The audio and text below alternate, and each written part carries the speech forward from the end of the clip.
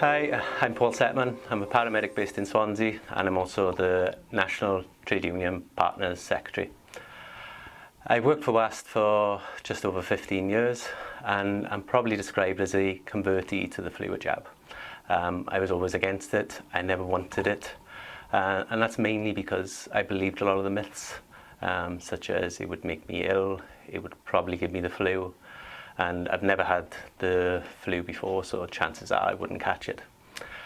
About 2 years ago, we had a presentation given to us by Public Health Wales at our partnership forum.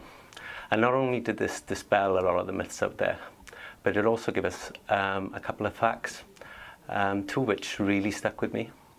One, I could be a carrier without presenting with any of the symptoms myself. And also, as a carrier, I could pass this on to patient, friends, colleagues, and most important, my family. And this is the part that really hit home for me. It is about individual choice, and this year I'll be choosing to have the flu jab. It may give me a sore arm, it may give me the sniffles, but from what I understand, contracting flu would be a lot worse. And knowing I'd be protecting friends, family, patients, it feels the right thing to do.